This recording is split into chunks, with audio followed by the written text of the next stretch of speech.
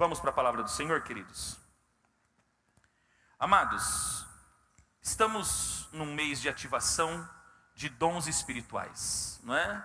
Semana passada nós falamos sobre isso e hoje eu quero trazer à tona um assunto que traz muita dúvida, coloca muito ponto de interrogação, né? na cabeça de muitas pessoas, alguns que já vieram com essas dúvidas de outra igreja, outros que criaram, né, um certo bloqueio, um certo medo, como nós ministramos a semana passada, acerca dos dons espirituais. Mas talvez o principal cerne, né, o principal ápice da dúvida está sobre as línguas, né? O falar em línguas, ou o orar em línguas. Então hoje nós queremos desmistificar isso, porque, amados, toda ativação, para que você receba ativação, você precisa aprender o que é. Amém, queridos? E como os dons espirituais, eles foram manifestos em Atos 2, e existe toda a história da igreja, existe toda uma história, né, onde os dons, eles ficaram ocultos por muitos anos, né? E a busca pelos dons espirituais começa no ano 1908, com um movimento que ficou conhecidíssimo no mundo, conhecido como o movimento da Rua Azusa, né? E a partir dali começa-se mais uma vez a buscar o orar em línguas, começa-se a buscar os dons espirituais. Porém, amados, com as controvérsias teológicas, né? As controvérsias teológicas, se trouxe muita dúvida, muito questionamento, e até mesmo essas dúvidas e questionamento acaba construindo algumas paredes, né, a respeito, para que nós não venhamos a desfrutar dos dons espirituais. E o dom de línguas talvez seja o ápice dele. Por quê? Pastor, por que a maior discussão quando se trata dos dons espirituais é a respeito do dom de línguas? Porque, amados, nós temos duas vertentes, como nós falamos a semana passada. Nós temos os continuistas, que creem que os dons espirituais eles persistem até o dia de hoje, né? Como nós somos e cremos dessa forma, os dons espirituais não foram travados nos apóstolos, como creem, por exemplo, uma outra linha teológica, uma linha teológica reformada, chamada de cessacionismo, né? E o cessacionismo crê que os dons espirituais eles ficaram disponíveis através do Espírito Santo apenas na conhecida era apostólica, né? Onde o último apóstolo a estar vivo foi o apóstolo João, que morreu entre o ano 96 e o ano 98 depois de Cristo. Então, após a morte do último apóstolo, cessaram-se os dons espirituais. Isso é o que creem os cessacionistas, amém? Não os continuistas. Nós cremos, somos da linha continuista, cremos que os dons espirituais, eles existem e se manifestam até os dias de hoje, amém? É Deus que nos usa e faz com que os dons fluam em nós e através de nós, amém? Porém, amados, quando o movimento pentecostal que nasceu, oriundo da Rua Azusa, de 1908, quando surgiu essa busca ávida pelos dons espirituais, o que acontece? O próprio pentecostalismo acabou tentando encaixotar os dons, especificamente o dom de línguas, determinando e declarando que a maior evidência de que a pessoa recebeu o famoso batismo com o Espírito Santo é quando ela consegue, ou ela é habilitada para orar em outras línguas, não é? E aí, amados, nós sabemos que essas línguas, quando elas vêm sem qualquer entendimento nosso, porque nós não conseguimos entender o que nós estamos falando, a não ser que Deus levante o intérprete, que dentro dos dons espirituais, dentro dos 9 dons espirituais, descrito em 1 Coríntios 12, tem como último lá, o apontamento do último é interpretação de línguas, amém? Então surgiu grande conflito, grande confusão, e a igreja, ao invés de buscar o determinado conhecimento para que pudesse usar os dons de maneira ordeira, de maneira decente, acabou se criando extremos, né? Acabou se criando extremos. E o que acontece? Os extremos acabam produzindo o quê? Escândalo. E é o que nós vemos hoje. Por exemplo, se você faz uso de redes sociais, é muito comum você ver aqueles vídeos do Reels, né? Ontem mesmo eu estava, antes de dormir, até a pastora Juliana achou estranho, porque era uma discussão, era batalha de profeta, para ver quem profetizava mais, porque uma irmã estava brigando contra a irmã. Como o crente não sai na pancada porque é crente, então ela estava disputando quem que profetizava mais e quem profetizava menos, né? Então são esses escândalos que acabam trazendo e denegrindo aquilo que é tão santo, aquilo que é tão importante para a igreja, que é os dons espirituais. Eu quero dizer para você que isso não são os dons. Essas manifestações, que na verdade são manifestações carnais, de cristãos que não têm qualquer tipo de conhecimento das Escrituras, não têm qualquer tipo de maturidade, nem cristã e nem espiritual, acabam fazendo essas badernas, vamos dizer assim, que não tem absolutamente nada a ver com o Espírito, que não tem nada a ver com a manifestação do Espírito, a não ser uma manifestação carnal, pessoal, de pessoas que estão doentes na alma, que precisam de pastor para curá-las, para que elas possam verdadeiramente fluir naquilo que Deus tem para cada uma delas como propósito. Amém, amados? Então, para a gente poder desvendar, né, como um bom pentecostal, para a gente desenrolar o mistério, nós vamos ter que ir para as Escrituras, amém? Abra comigo a sua Bíblia, 1 Coríntios capítulo 14. 1 Coríntios capítulo 14, nós vamos ler bem exaustivamente do versículo 1 ao versículo de número 25, amém? Porque a gente precisa compreender, por meio do texto bíblico, aquilo que Deus quer, a maneira como Ele quer que sejam usados os dons espirituais. Não apenas o dom de línguas, mas todos os dons devem ser usados de maneira correta, de maneira coerente.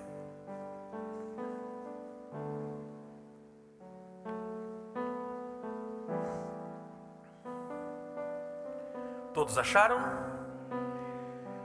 Seria interessante você fazer algumas marcações na sua Bíblia, não é? Fazer alguns grifos, porque eu acredito que o próprio texto bíblico, ele vai trazer à tona todo o conhecimento necessário que você precisa, amém? Então diz assim o texto: segui o caminho do amor e exercitai com zelo os dons espirituais, contudo, especialmente o dom de profecia. Porquanto quem se expressa em uma língua estranha, não fala aos homens, mas a Deus. De fato, ninguém o compreende, pois em espírito fala-me palavra que edifica. Portanto, irmãos, se eu for até vós falando em línguas, que benefício vos trarei, se não vos falar por intermédio de revelação, ou de conhecimento, ou de profecia, ou ainda de ensino? Até mesmo considerando objetos sem vida, mas que produzem sons, tais como a flauta ou a harpa, como alguém poderá reconhecer a música que está sendo tocada se os sons formados por elas não forem distintos? E mais, se a trombeta não emitir um som claro, quem se preparará para a batalha?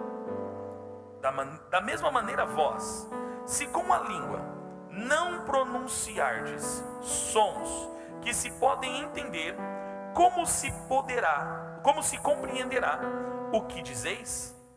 Pois estareis como que jogando palavras ao vento. Realmente, há diversos idiomas no mundo, contudo, nenhum deles é sem sentido.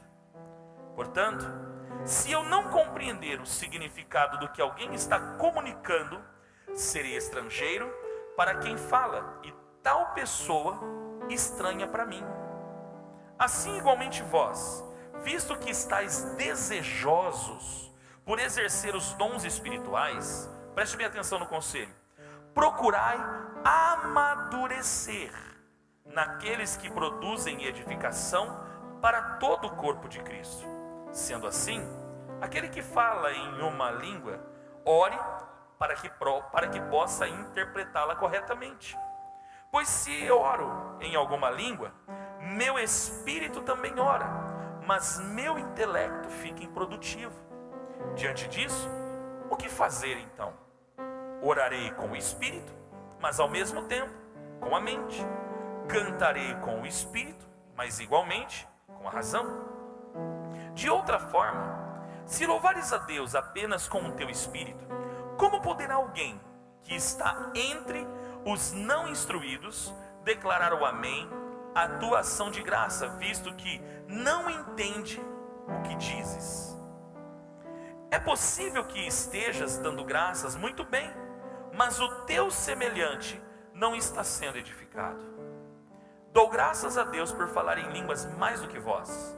No entanto, na igreja, prefiro comunicar 5 palavras compreensíveis, a fim de orientar os meus semelhantes, do que falar 10 mil palavras em uma língua estranha. Irmãos, não sejais infantis. Amém, amados? Pai das luzes, nós entregamos este momento ao Senhor, que a Tua palavra, Senhor, venha ser ministrada, desvendar mistérios, tirar dúvidas, Senhor, ativar os dons, e que por meio do Teu Espírito Santo nós possamos derrubar barreiras e compreender o real sentido deste dom tão importante, porém tão mal usado nesses dias, Pai. Pedimos o Teu conselho, pedimos a Tua sabedoria, pedimos o fluir do Teu Espírito Santo, que nós possamos, Senhor meu Pai, fazer essa breve exposição e que os Teus filhos recebam em Seu Espírito, Pai, cada um de acordo com a sua necessidade, cada um de acordo com as suas dúvidas, que tudo seja sanado hoje por meio do Teu Espírito Santo. Nós oramos em nome de Jesus, amém. Amém, amados? Como eu já falei para vocês, o conflito está posto, não é? Infelizmente você percebe que a problemática que traz todas as dúvidas e todos os pontos de interrogação em relação aos dons espirituais é o mesmo que acontecia com a igreja de Corinto. Era uma igreja que, se você for no início, quando Paulo começa esta severa exortação, porque a primeira carta de Paulo aos Coríntios é uma severa exortação, tanto que quando ele escreve a segunda, se você ler 2 Coríntios, Paulo ele vai falar que a igreja se entristece com as suas palavras, mas aquelas palavras eram necessárias para corrigir, não é? Para que ninguém ficasse triste, porque Paulo reconhece a severidade das palavras que ele usou. E Paulo vai fazer um apontamento que essa igreja, ela desfrutava. Era uma igreja assim, amados, pensa numa igreja maravilhosa, porque ela desfrutava de absolutamente todos dons, tanto os ministérios, tanto que Paulo vai falar ainda em 1 Coríntios 12, 28, sobre os 5 ministérios, apontando, serão todos apóstolos, serão todos profetas, terão todos dons de curar, enfim. Era uma igreja que desfrutava de uma unção tremenda, mas ela também carregava os 9 dons. Porém era uma igreja menina, era uma igreja imatura. E aqui está o problema. O maior problema em relação aos dons espirituais, pastora Miriam, está na imaturidade dos cristãos. E a igreja de Corinto, apesar de desfrutar e fluir em todos os dons espirituais, era uma igreja imatura, que usava incorretamente, de maneira indecente, de maneira escandalosa, os dons espirituais. E isso trouxe, amados, uma grande confusão na igreja. Então quando Paulo ele vai escrever, ele está colocando em ordem, ele está colocando ordem, ele não está proibindo o fluir dos dons, mas está ensinando a maneira correta de usar. No capítulo 14 nós vamos ver que Paulo ele faz alusão de 2 pontos. Ele fala do dom de línguas, mas fala também o de profecia. E os dons proféticos, e a semana que vem, né, vamos falar sobre os dons proféticos. Os dons proféticos, eles têm como característica edificar a igreja. Porque, amados, qual é a finalidade? Vamos lembrar do culto da semana passada. Qual é a finalidade dos dons espirituais? Fazer com que a igreja se conecte com o reino do Espírito. Então o reino espiritual e o reino material se alinham na medida em que os dons espirituais fluem através da igreja. Então nada fica debaixo de mistério. As coisas que Deus está realizando, porque Deus não parou de trabalhar. A Bíblia diz no Salmo 121 que o guarda de Israel não dorme e nem cochila.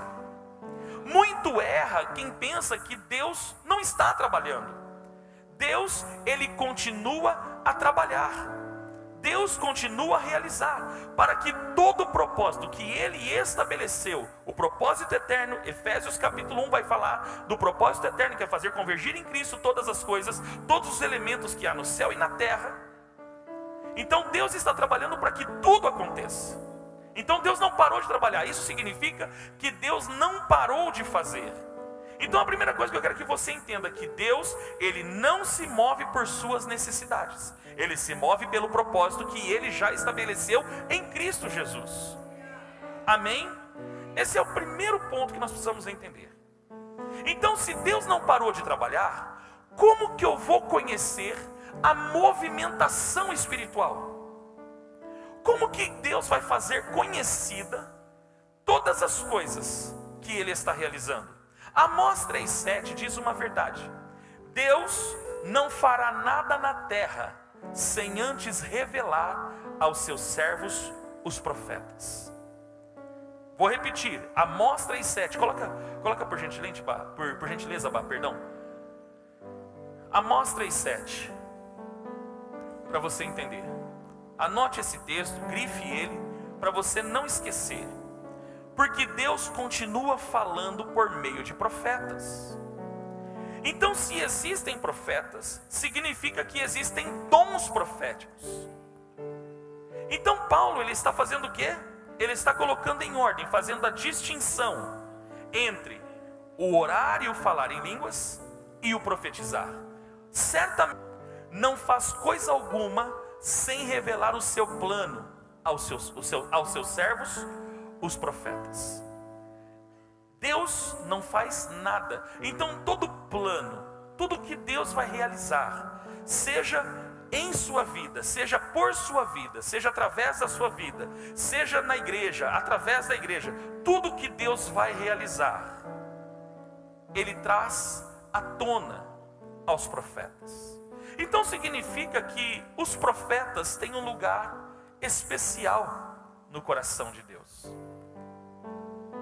Deus, quando vai falar a defesa de Moisés, quando Deus vai defender Moisés, porque houve um determinado momento da história que Miriam e Arão foram fazer fofoca a respeito de Moisés por causa do casamento de Moisés, porque Moisés havia casado com uma mulher cuxita.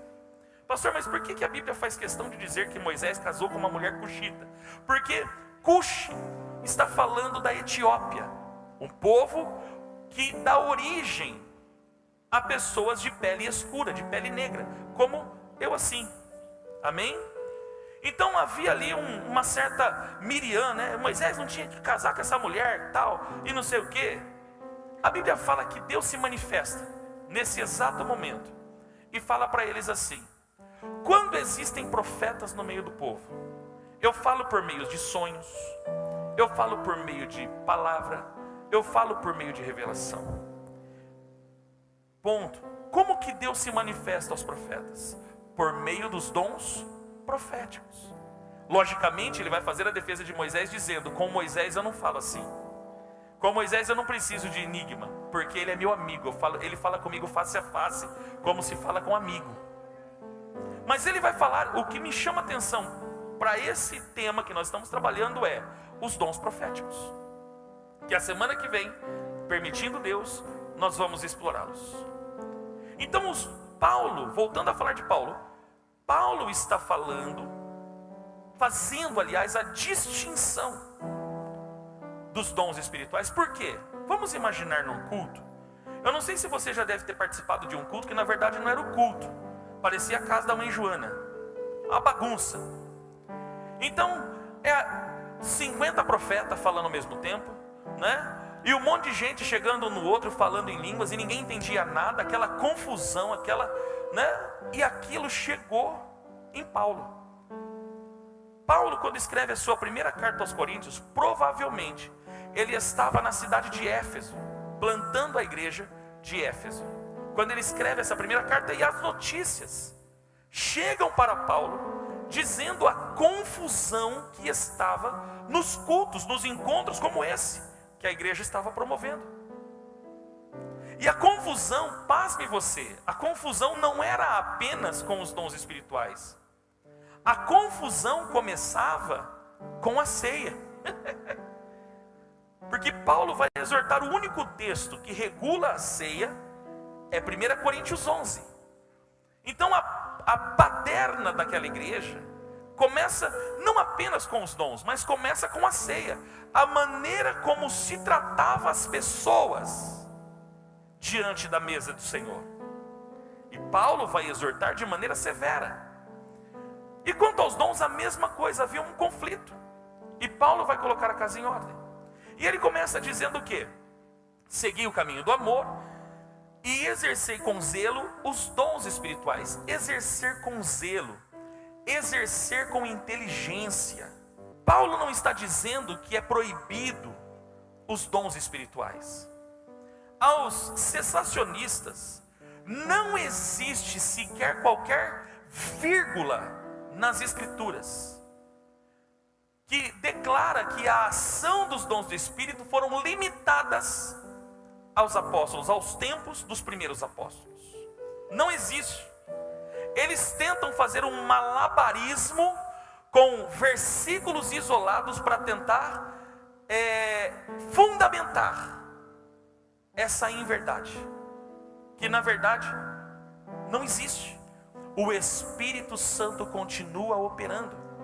O Espírito Santo continua fluindo. E como a semana passada, onde estão os dons espirituais? Dentro de você. Dentro de você. Porque quando você reconheceu Jesus como seu Senhor, a Bíblia diz em 2 Coríntios capítulo 1 que o Espírito, ele foi colocado para morar dentro de você. Então, juntamente com o Espírito Santo, estão os dons espirituais, porque os dons espirituais estão no Espírito Santo, é oriundo dele. Então, se automaticamente o Espírito Santo está em mim e se move em mim, então significa que todos os dons espirituais estão disponíveis. Agora, eu vou proibir o uso dos dons espirituais? É isso que Paulo está declarando em 1 Coríntios 14? Não, em nenhum momento. Paulo está dizendo que é para parar os dons. Mas o primeiro conselho de Paulo no versículo 1 é: use com zelo, desfrute com zelo. Tenha o que? Sabedoria, que é o que falta para uma geração que usa erroneamente o texto. Porque a letra mata, mas o Espírito vivifica. Fecha a Bíblia e faz uma anarquia. E diz que é o Espírito. Então isso é o Espírito, é Espírito. Eu provo pelas Escrituras que isso não é o Espírito. Porque a Bíblia diz que Deus não é Deus de confusão. Na minha e na sua Bíblia está escrito isso, que Deus não é Deus de confusão, mas é um Deus de paz na igreja de todos os santos. Então não há confusão. Então o que Paulo está dizendo? Vocês devem desfrutar de todos os dons com zelo. Mas se eu posso, o que Paulo está fazendo aqui, ele está fazendo uma distinção. Se eu posso dar um conselho para vocês, vocês devem fluir principalmente, ou eles vão trazer de maneira absoluta e inteligível a edificação da igreja, como eu estou fazendo agora. Você está entendendo o que eu estou falando? Sim ou não? Então o que eu estou fazendo aqui? Estou profetizando. Amém? Então é isso que Paulo está falando, que a profecia, ela traz à tona, de maneira inteligível, de maneira intelectual, o entendimento das coisas de Deus. E as línguas, voltando a falar aqui, elas também podem trazer à tona uma mensagem de Deus a partir do momento em que há o quê? Intérprete. Aí nós vamos conseguir fazer a distinção: profecia, falar em línguas e orar em línguas. Está anotando isso? Ou na memória? Você está bom de cabeça? Então entenda isso definitivamente. Paulo está distinguindo profecia. Então o que é profecia? O que eu estou fazendo agora? Palavras entendíveis que você entende no seu intelecto, na sua inteligência, você compreende a mensagem, o que Deus está realizando e o que Deus está fazendo ou o que Deus está por fazer. Isso é profecia. E os dons proféticos vão trabalhar exatamente neste ponto, neste princípio, trazendo à tona, não como um enigma. A profecia não é enigma. A profecia é a revelação do operar, da vontade ou da permissão de Deus. Amém ou não amém? Mas aí Paulo vai falar das línguas. No versículo de número...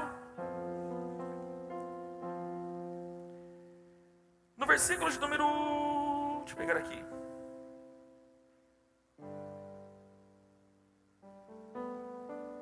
Versículo 5. Gostaria que todos vós falasseis em línguas, todavia, muito mais que profetizasseis.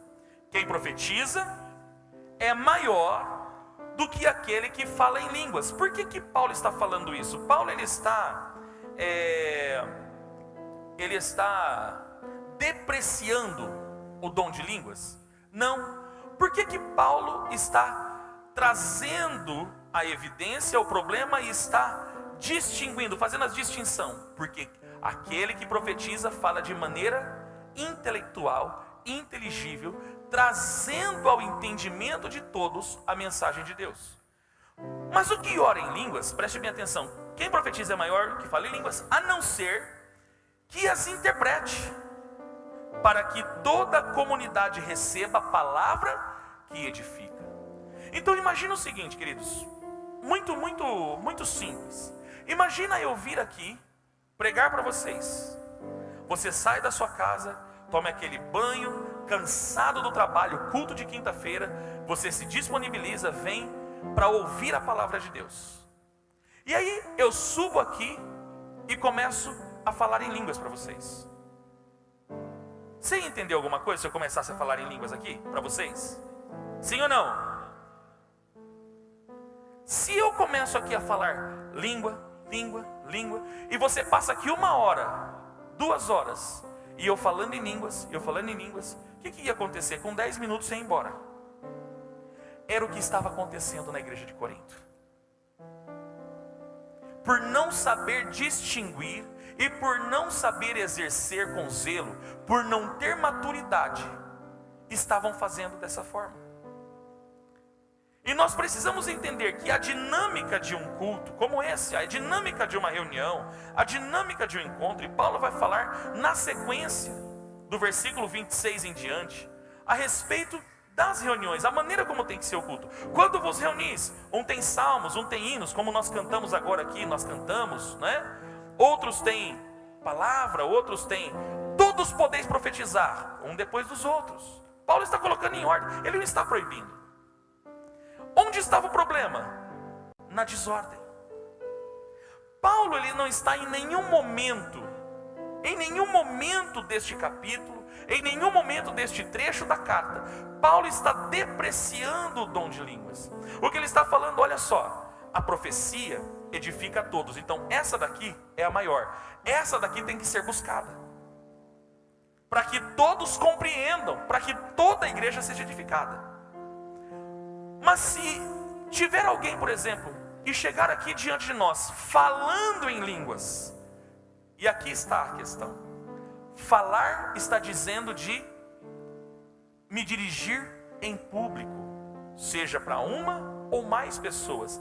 Se eu for falar com você em línguas, para que você seja edificado, precisa ter intérprete. Porque senão o que vai acontecer? Você não vai entender paçoca do que se fala.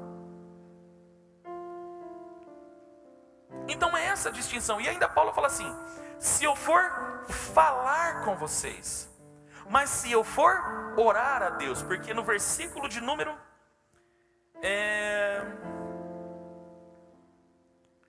deixa eu pegar aqui, versículo de número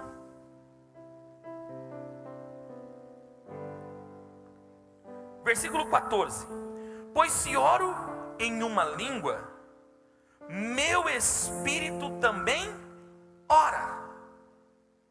Preste bem atenção. Mas o meu intelecto fica improdutivo. Agora Paulo não está usando a expressão falar, ele está usando a expressão orar. E aqui, dentro da própria gramática do texto, se a gente for no original, como eu vou trazer para vocês aqui agora, você vai ver que há distinção. Por exemplo, quando Paulo vai expressar o termo falar, ele está falando do termo grego lalia. Por isso que alguns cessacionistas reformados, quando vão falar a respeito dos dons de língua, ele fala que é glossolalia, né? O termo línguas é glossolalia, porque glossar vem de língua, idioma, né? E lalia, falar. Mas esse falar significa dirigir. A definição de James Strong, palalia, é discurso. Então quando eu vou discursar, e quando que nós estamos discursando? Quando eu estou diante de um público, quando eu estou diante de uma pessoa. Então aqui é o primeiro ponto, é o falar. E foi o que aconteceu em Atos 2, que infelizmente os nossos irmãos, como nós também somos pentecostais, erram. Porque o primeiro dom, quando o Espírito Santo veio em Atos 2, foi um dom de línguas. Então a maior evidência que a pessoa tem o Espírito Santo é o dom de línguas. Não é. Por quê? Qual? Amados, por isso que eu falo, as pessoas precisam entender uma palavrinha mágica. Qual o propósito? Você já se perguntou por quê? Todos já leram Atos 2, sim ou não? Por que o primeiro dom, quando houve a manifestação da vinda do Espírito, no dia da festa bíblica chamada Shavuot, que comemora a recepção da Torá? Porque Shavuot, Pentecoste, conhecido por grego, como todos nós conhecemos a palavra Pentecoste, que significa 50 dias, é nada mais é do que uma festa bíblica chamada Shavuot, que é a festa das semanas. E o que se celebrava na festa das semanas? A recepção da Torá. E o que acontece exatamente lá em Atos 2? Na profecia de Ezequiel diz: eu colocarei o meu espírito, as minhas leis vão estar dentro de vocês. Então o que aconteceu em Atos 2, nada mais é do que a profecia de Ezequiel dizendo: as minhas leis vão estar dentro de vocês. Então agora não vai ser um livro, vai ser o próprio Espírito guiando vocês por meio das verdades. Então eles recebem em Shavuot o Espírito Santo. Então começa lá Atos 2, e cumprindo-se o dia de Pentecoste, estavam todos reunidos no mesmo lugar. Então ouviu-se, vindo do céu, um vento veemente e impetuoso, e encheu aquela casa de glória, e viu entre eles línguas repartidas, línguas estranhas. Línguas estranhas não.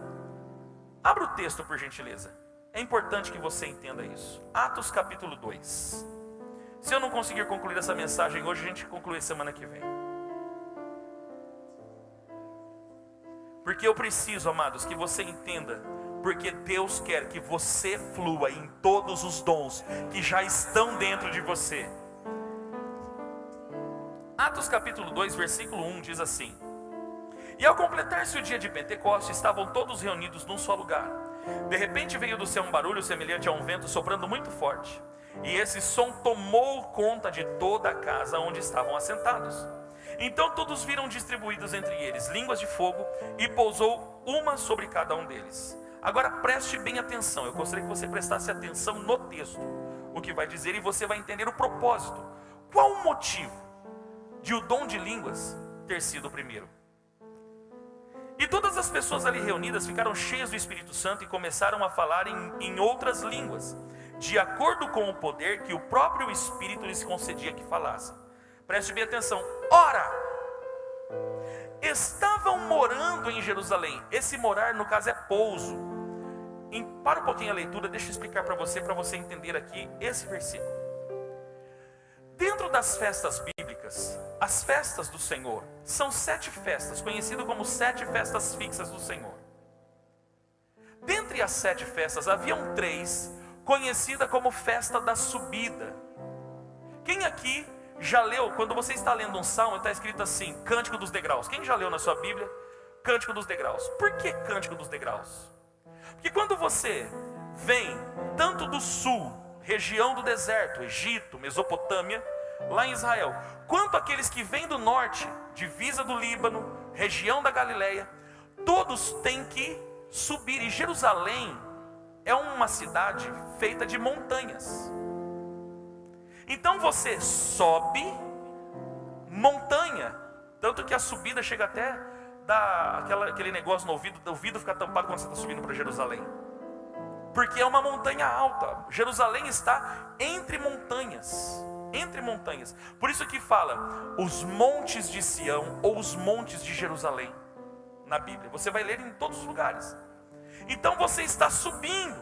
Quando você chega na região do, como é que chama, meu Deus do céu?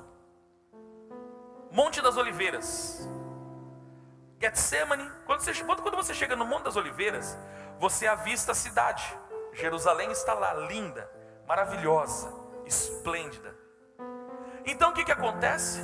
Nos tempos bíblicos haviam degraus, mas não degrau como os nossos dos dias de hoje. Eram as montanhas que você tinha que descer, né, bastante íngreme, para você conseguir chegar até a cidade. Então, quando eles faziam esse trajeto, nas 3 festas, que eram a festa das subidas, a Páscoa, Pentecoste, que é Shavuot, e a festa dos tabernáculos, como que eles iam? Cantando. Por isso que se chama Cântico dos Degraus, porque eles não subiam por subir, eles subiam fazendo festa, cantando, bom é o Senhor, Deus é lindo, Deus é maravilhoso, maravilha, estamos em Jerusalém. Alegrei-me quando me disseram, Cântico dos Degraus, alegrei-me quando me disseram, vamos à casa do Senhor. Como eu amo estar às portas de Jerusalém. É isso. Entendeu, queridos? Então, por causa da festa, a festa de Shavuot, por causa da festa de Pentecoste, havia muita gente em Jerusalém que vinha para a festa, porque uma das determinações dessas 3 festas era que, quando os filhos de Israel preparassem as suas primícias, que é a festa de Shavuot, eles tinham que levar no lugar determinado por Deus. A princípio, o tabernáculo, quando Israel está conquistando o território de Israel ainda, o tabernáculo de Moisés ficou em Siló, então eles levavam em Siló. Mas a partir do momento que Davi conquistou Jebus, uma cidade chamada Jebus, e deu o nome para essa cidade de Jerusalém, a cidade da paz, Jerusalém, então esse local passou a ser Jerusalém. Então, 3 vezes por ano, os nossos irmãos israelitas, hebreus, eles tinham que subir a Jerusalém, na Páscoa, em Pentecoste e tabernáculos. Na festa de Pentecoste estavam todos, por isso que a Bíblia fala que estavam morando em Jerusalém, porque era festa de Pentecoste, para você entender. O discurso em línguas, que era o que estava acontecendo no cenáculo, em volta do cenáculo, no Monte Sião, era discurso. Então imagina que aqueles 120 abordavam um e começava a falar na língua. E como é que pode, gente? Ele não é da Galileia? Olha lá, nunca estudou, está falando nossa língua. Como é que pode? Como é que ele consegue? E o que ele estava falando? Ele estava falando qualquer coisa? Não, ele estava falando sobre as grandes realizações de Deus. Então aquele era um sinal para aqueles que não criam em Cristo, perplexos com aquele sinal de línguas, falada por 100% galileus praticamente, homens caipiras, indoutos. Um deles, porque sempre tem um xarope no meio, Dá uma olhadinha para o seu irmão e fala para ele assim: tomara que o pastor não esteja falando de você, irmão. Sempre tem um xarope no meio, não tem? Ih, viu? Vocês não sei porque vocês estão perplexos, viu? Estão tudo bêbado, é o que falaram. Estão tudo bêbado. A Bíblia fala, gente, eu fico imaginando Pedro sanguíneo. Eu fico imaginando Pedro sanguíneo, ele fala assim: o que você falou? Você vai engolir o que você vai falar agora. Porque o sanguíneo brabo é assim, né? Você vai engolir o que você está falando agora. E aí Pedro vai começar o quê? A profecia. E aconteceu que, colocando-se em pé juntamente com os 11, Pedro tomou a palavra em alta voz, pregou à multidão reunida: homens judeus e todos os que habitais em Jerusalém, permitais que vos esclareça o que se passa. Dai, pois, atenção às minhas palavras. Esses homens não estão embriagados, como pensais, até porque são 9 horas da manhã. Muito diferente disso, o que ocorreu foi predito pelo profeta Joel. Nos últimos dias, diz o Senhor, que derramarei do meu espírito sobre todos os povos, e os seus filhos e suas filhas profetizarão, os jovens terão visões, os velhos terão sonho. Sobre os meus servos e minhas servas derramarei do meu espírito naqueles dias, e eles profetizarão. Pastor, mas por que Pedro está falando de profecia, se o que eles fizeram foi discursar em línguas? Porque aquele discurso, especificamente, tinha o caráter profético, de evangelismo, para que aqueles crescessem, tanto que eles creram tanto no sinal, quanto nas palavras inteligíveis de Pedro, que 3.000 pessoas num dia só se converteram. Então por que Atos 2? Então, pastor, então quer dizer que Atos 2 não é a evidência, então quer dizer que o dom de línguas não é a evidência que eu recebi o Espírito Santo? Não, a evidência que você recebeu o Espírito Santo está em Gálatas 5, 22, 23, o fruto do Espírito, porque antes de produzir dons, o Espírito produz caráter. Eu vou repetir, antes de o Espírito produzir dons, ele vai produzir caráter. E qual é o fruto? Por que a Bíblia fala no singular fruto? Porque fruto fala de caráter. E qual é o caráter do Espírito? Amor, alegria, paz, longanimidade, benignidade, bondade, fidelidade, mansidão e domínio próprio. Pasme você, se coincidência ou não, também são 9. Também são 9. 9 são o fruto do Espírito, e 9 também são os dons espirituais. Eu não acredito em coincidência, eu acredito em Jesuscidência. Então entenda algo, por que eu sei que você tem o Espírito Santo? Qual é a evidência que você carrega o Espírito Santo? Porque você ora em línguas? E se eu falar para você que o diabo também imita? Os dons. Agora, se você tem caráter, e esse caráter que é vindo do Espírito, então se você orar em línguas, eu sei que você está verdadeiramente cheio de Deus. Nunca se esqueça disso. Antes de te dar dons, o Espírito tem um dos ministérios, um dos principais ministérios do Espírito Santo. Os pontos altos do ministério do Espírito Santo é produzir em nós a imagem de Cristo.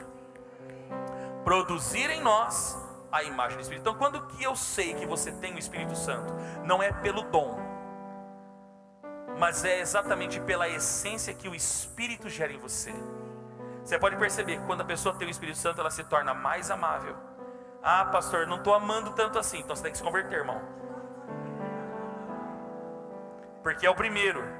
A primeira coisa, você vai começar a amar mais. Alegria não é você ficar andando feito um bocó para rua. Não, isso não é alegria, isso é euforia. Não confunda alegria com euforia, porque a euforia passa. O Diego pregou esses dias sobre o evangelista Diego. Agora a satisfação, porque a palavra alegria aqui está vinculada à palavra simcha, que é satisfação. Você pode estar triste, mas você pode estar feliz da vida, porque a sua satisfação não vem do que você está passando, a tua satisfação vem de Deus. Amém?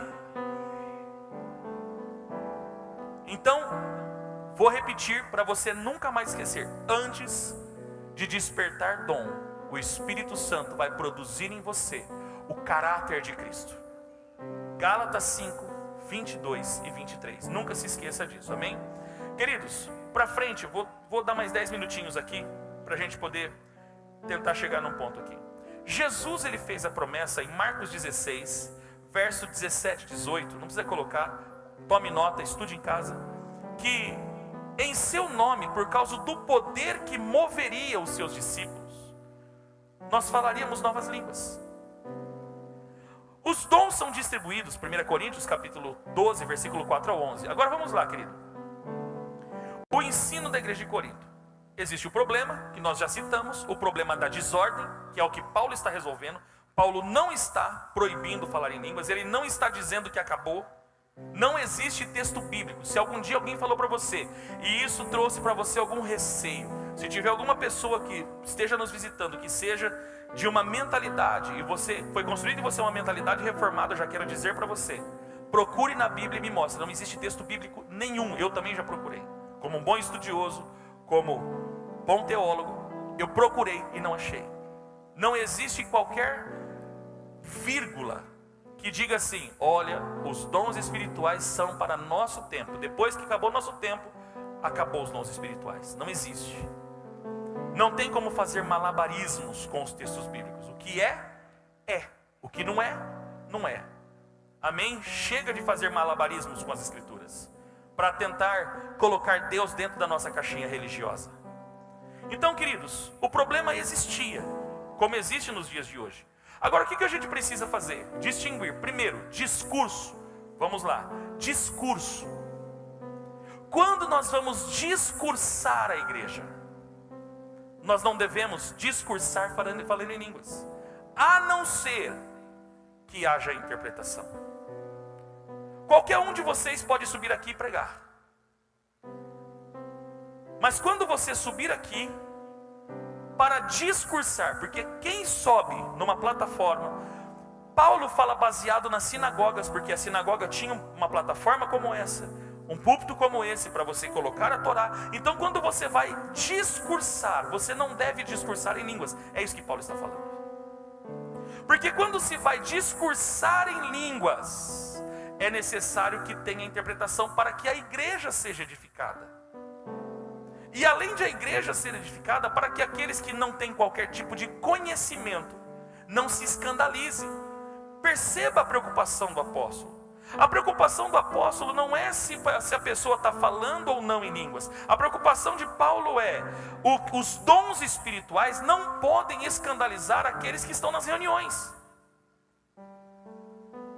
E como que se escandalizava? Imagina, chega uma pessoa aqui e começa.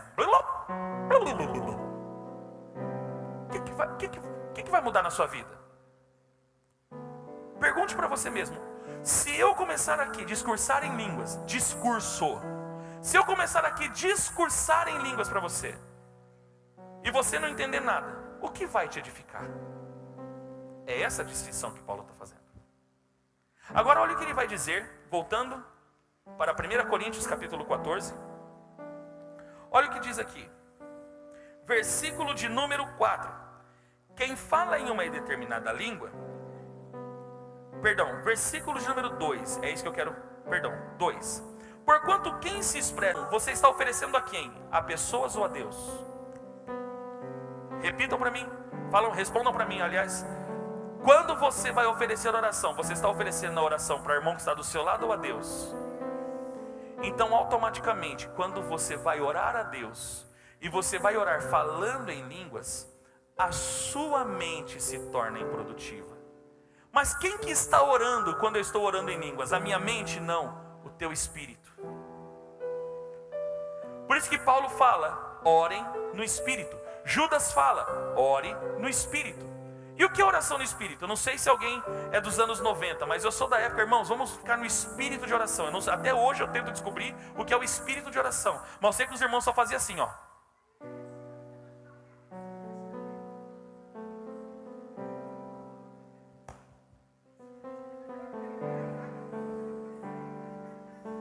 Alguém é dessa época ou será que eu estou ficando muito velho desse jeito? Até hoje eu estou tentando descobrir o que é espírito de oração. Porque a Bíblia não fala de espírito de oração, a Bíblia fala de oração em espírito. Porque não existe um espírito de oração. Então o que é orar em espírito? Os reformados tentam fazer um baita malabarismo para explicar o que é orar em espírito. E Paulo deixa bem claro, não apenas Paulo, como outros textos bíblicos vão falar de orar em espírito.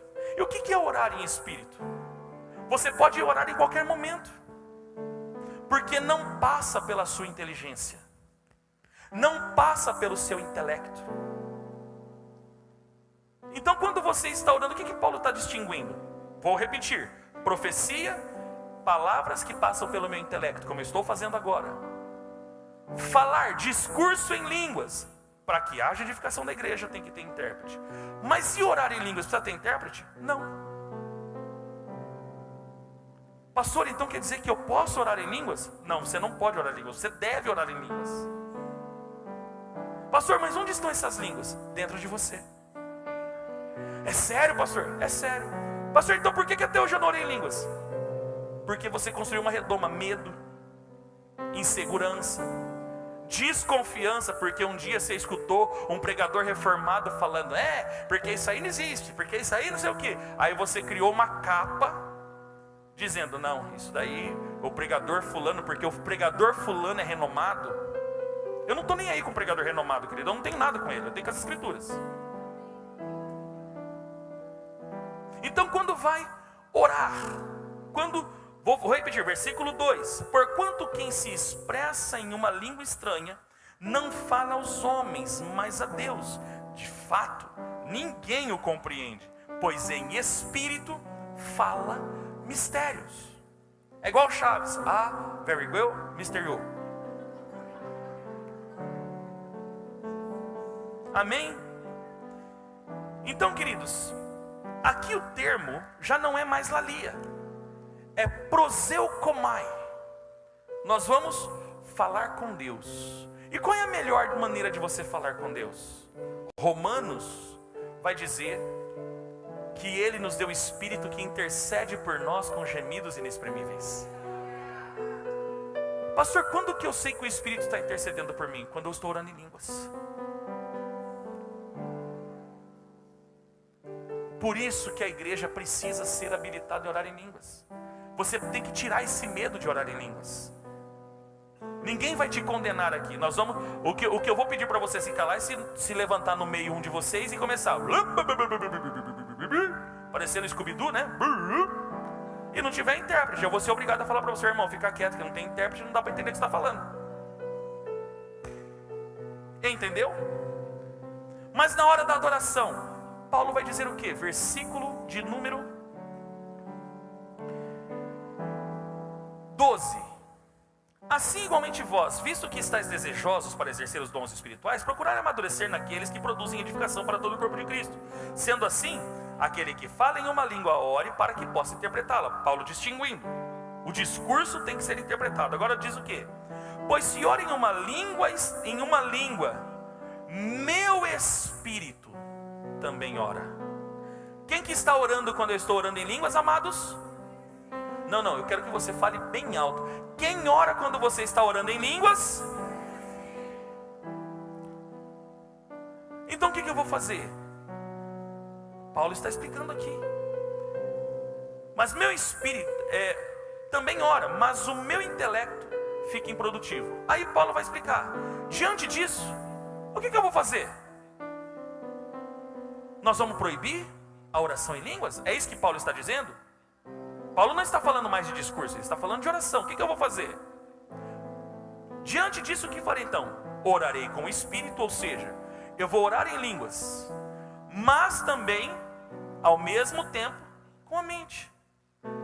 Eu posso estar lá: Senhor meu Deus, muito obrigado por esse dia, louvo o teu nome, bendito seja o Senhor, o nosso Deus e tal. Amados, quem falou que você precisa passar com o joelho no milho 3 horas para achar que a sua oração é boa?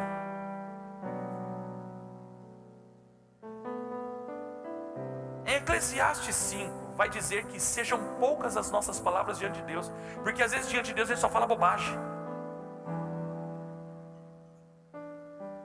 Ele só fala bobagem. Ainda mais quando você está com sono. Senhor, abençoa meus pecados, perdoa minhas bênçãos, né? Alguém aqui já aconteceu isso? Hã? Dorme de joelho, capota, bate a cabeça na porta, acorda todo mundo. Hã? Dia que você não tiver, por isso que eu estou falando que a igreja tem que ser habilitada no dom de línguas, no dom de orar em línguas. Porque, Senhor, hoje eu não tenho palavra para orar. Deita no seu travesseiro e comece a orar. Porque aí já não é a sua mente, não é a sua carne que está orando, é o teu espírito que está orando. É o teu espírito que está orando. Então o que eu vou fazer? Eu vou orar com o espírito, mas também vou orar com a minha mente. Então, hora de orar com a mente é hora de orar com a mente. É hora de ser intelectual. Senhor, tem esse negócio aqui, Senhor. O Senhor tem que fazer aqui. Então aqui não cabe oração em línguas, cabe oração com a mente. Amém, amados? Mas no momento da adoração, no momento que você está dirigindo, você vai fazer o quê? Você vai orar em línguas. A Bíblia fala, abra comigo Efésios, já partindo para o final, consegui terminar. Efésios capítulo 6, versículo 18. Abre a sua Bíblia. Amados, é muito importante você tomar nota. Olha o que Paulo vai ensinar. Orai no Espírito em todas as circunstâncias. Vou repetir. Orai no Espírito em todas as circunstâncias, com toda petição e humilde insistência. Tendo isso em mente, vigiai com toda perseverança na oração por todos os santos. Paulo está ensinando aqui, o que eu aprendo aqui? A oração em línguas. Ela é uma arma na guerra espiritual. Uma arma na batalha espiritual. Por quê? Paulo está falando, vocês vão interceder por todos os santos. Mas como guerreiros, tem guerreiros aqui? Como um soldado de Cristo, tem um soldado de Cristo aqui? O que Paulo vai falar? Vocês têm que orar em todo o tempo no Espírito. Pastor, como que alguém consegue orar 24 horas? Quem aqui já se fez essa pergunta? Porque você pegou esse texto, se deparou com esse texto, orar em todo o tempo no Espírito. Mas como que alguém vai orar em todo o tempo e no Espírito ainda? Como é que faz isso? Vamos imaginar que você é um empresário, você está numa negociação, você fala, espera um pouquinho, tem alguém comunicando algo comigo.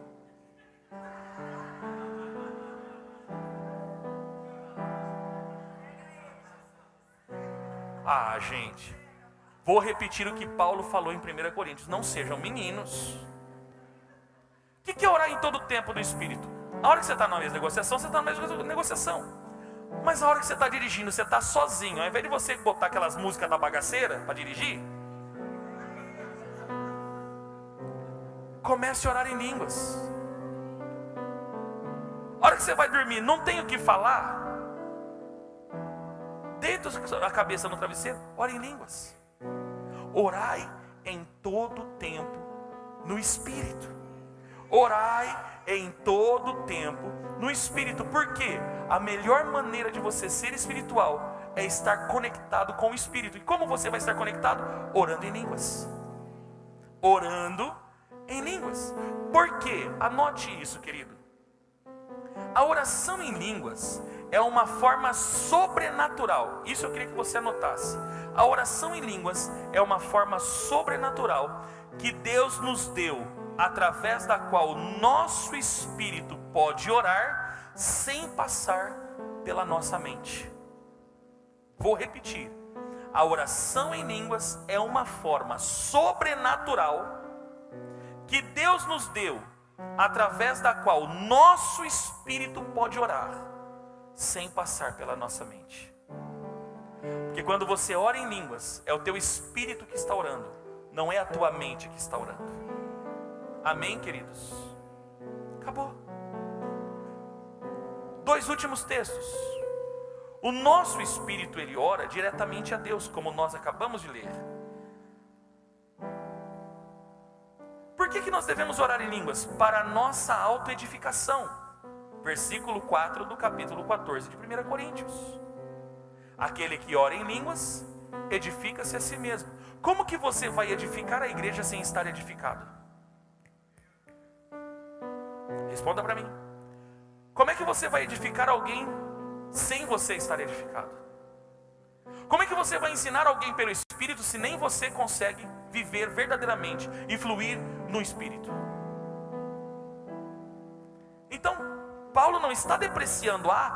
Amados, quantas vezes eu falei isso e para quem eu falei eu peço até perdão. O dom de línguas é o dom egoísta. Quem falou? Não existe egoísmo no Espírito. Eu já falei isso.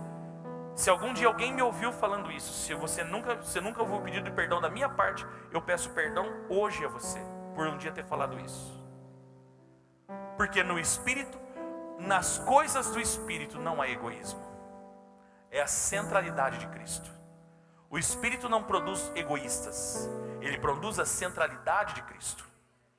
Então se você tem o Espírito e ele quer habilitar você para orar em línguas, você não está sendo egoísta. Ele está dando a você a oportunidade de se desenvolver espiritualmente. Entendeu? E estar conectado espiritualmente com o reino do Espírito. Amém, amados? A oração em línguas é uma oração na guerra espiritual. E por último, a oração em línguas, ela serve para a edificação da nossa fé.